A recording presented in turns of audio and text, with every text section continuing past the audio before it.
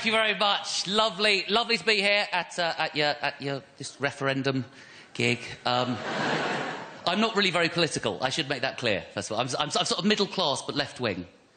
Got very strong middle class guilt complex. And I get so upset reading about poverty and war in The Guardian that had to have a couple of glasses of Chateau Latour 56 to calm down. I feel momentum in this referendum is with the Yes campaign, isn't it? The momentum's with that campaign because it's much easier, isn't it, to charge into battle behind someone shouting freedom than it is behind someone shouting I just think it's too risky economically.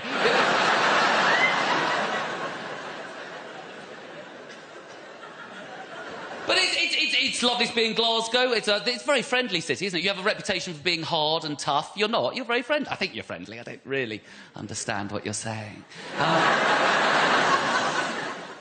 That is the English. The English are terrible at understanding other people's accents. It's one of the reasons why we've treated countries around us so badly historically. I think it's true. Like 100 years ago, the Irish were saying, "We'd like you to leave now." We say, "You want us to rule for hundreds of years? Of course, no problem." You Scots will say things like, "You can take our life, but you'll never take our freedom." You want the poll tax a year early? Of course, consider it done. You know, I don't really understand. And maybe English people are quite stupid. That's what my wife thinks. I have a Northern Irish wife. I am married to a woman. I know what you're thinking. No, not gay, just very, very English. My wife is absolutely my best friend. That is the truth. She's my best friend in the world, my wife. Obviously, I'm not her best friend. No, Lisa's her best friend. I love the Northern Irish accent. It's a frightening accent, isn't it? It's like Glasgow, but it's got extra. It's a little bit heavier. It's got that little extra fear thing, I think. My children are more scared of my wife than they are of me. I've actually sat them down and said, "Don't you find me a bit scary?" And they say, "No, your face wobbles when you get angry." When I was a kid and I was naughty, my mum would say, "Wait till your father gets home." I mainly work in the evenings. When my kids are naughty, my wife says to them, "Wait till your father goes out." That's the wrong way round.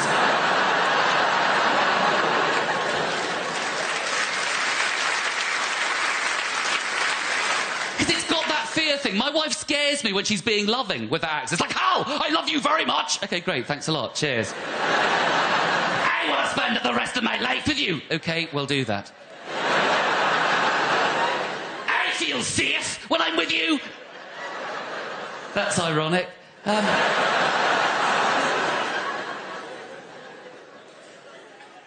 Obviously, she grew up in a hard society. Growing up in Northern Ireland, that is a tough place to grow up.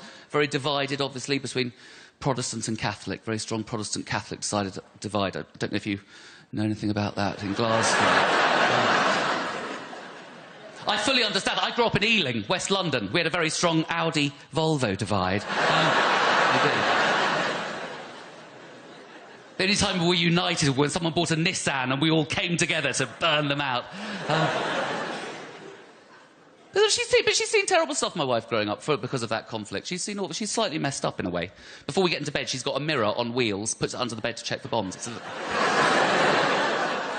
I use it too for monsters.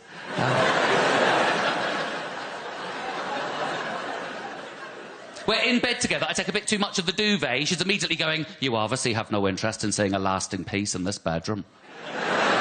Return the duvet or I'll decommission your testes."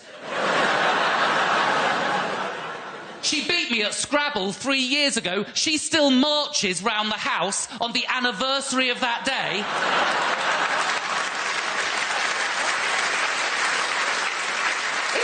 Embarrassing, like 'twas on there 12 many years ago when I put no surrender across the triple word score.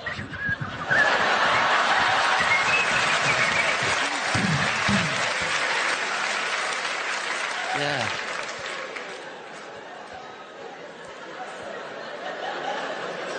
Now, doing that joke in Glasgow means I've just won a bet.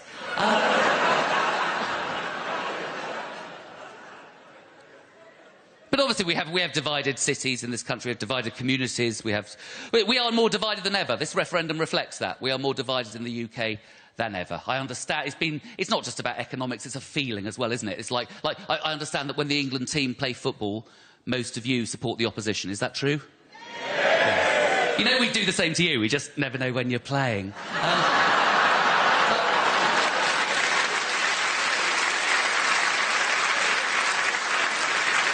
It's because there's an assumption about the English. Every English team is seen as arrogant by all the other countries in the UK.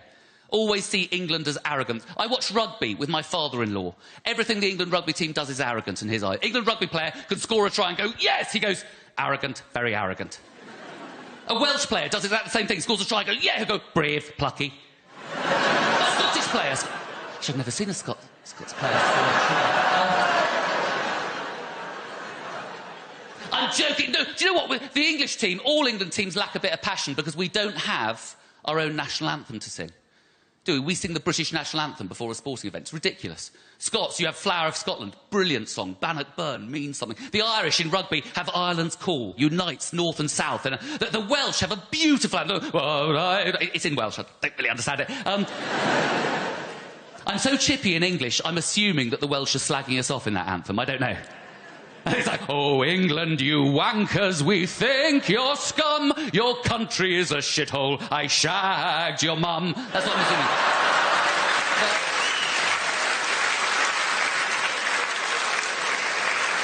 But the English, we don't have anything, and I think we need something. I think maybe by way of apology, maybe something like Always on My Mind by Elvis Presley, also covered by the Pet Shop Boys, just to take the wind out of your sails a bit.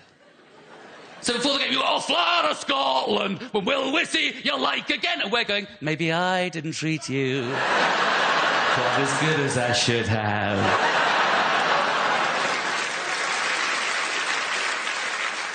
Glasgow, you have been an absolute delight. Thank you very much for having me. I've been Cruttenden.